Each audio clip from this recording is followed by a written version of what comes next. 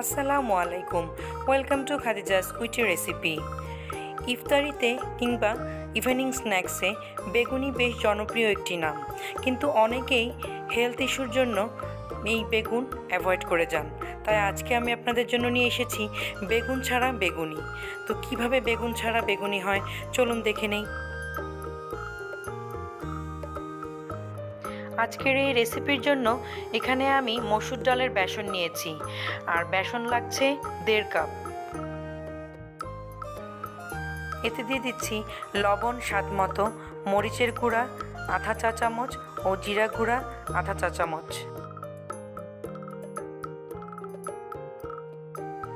সবগুলো শুকনো উপকরণ ভালোভাবে মিক্সড করে এবার দিয়ে দিব পরিমাণ মতো পানি।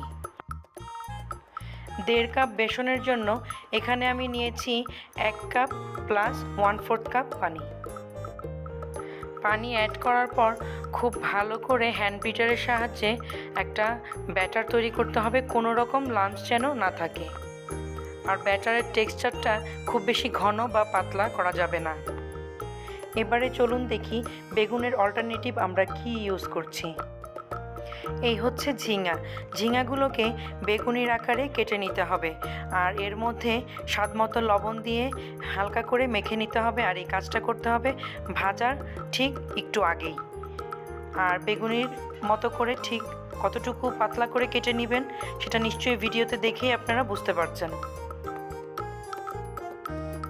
আগে থেকে লবণ মেখে রাখতে যাবেন না, এতে করে ঝিঙা থেকে পানি ছেড়ে দিবে, আর ঝিঙে এমনিতেই সফট একটা ভেজিটেবল।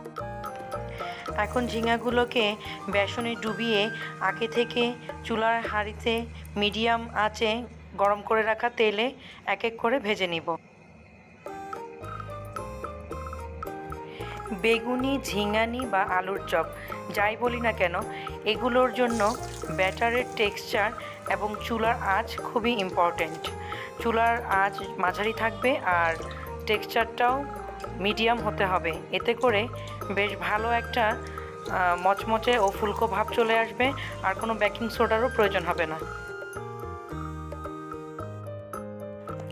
এভাবে আমি এক এক করে বেশ কয়েকটা বেগুনি বা ঝিঙানি ভাজতে দিয়ে দিচ্ছি, আর এগুলো এক পিঠ হয়ে এলে আরেক পিঠ উল্টে দিব।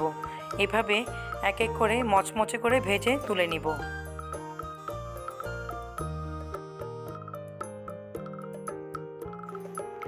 বেগুন যেমন সবার খুব পছন্দের, ঠিক আবার অনেকেই বিভিন্ন হেলথ ইস্যুর জন্য এই বেগুনকে অ্যাভয়েড করে থাকেন।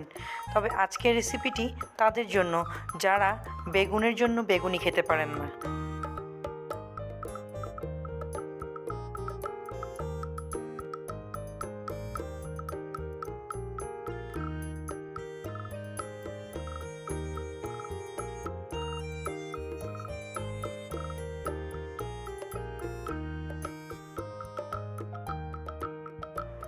আমার প্রথম ধাপের ঝিঙানিগুলো ভাজা শেষ, এগুলো তুলে ফেলবো, আর আরও 2 ধাপে বাকি ঝিঙানিগুলো ভেজে নেব।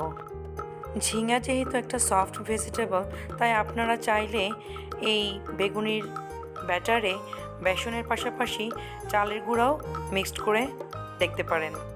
এতে করে ঝিঙানি বা বেগুনি আরও অনেক বেশি মচমচে হবে।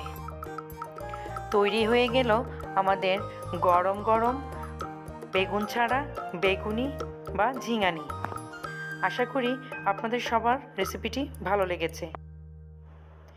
আমি এখন আপনাদেরকে একটা ঝিঙানির ভেতরটা দেখাচ্ছি কতটা পারফেক্ট হয়েছে, আর এর টেস্ট কতটা অসাধারণ সেটা ট্রাই করতে হলে বাড়িতে অবশ্যই আপনারা তৈরি করে দেখবেন। ভালো লাগলে আমার চ্যানেলটিকে সাবস্ক্রাইব করে ফ্রেন্ডস অ্যান্ড ফ্যামিলির মাঝে শেয়ার করে দিবেন, আর যারা সাবস্ক্রাইব করেছেন তাদেরকে অসংখ্য ধন্যবাদ। আজকের মতো এখানেই বিদায় নিচ্ছি।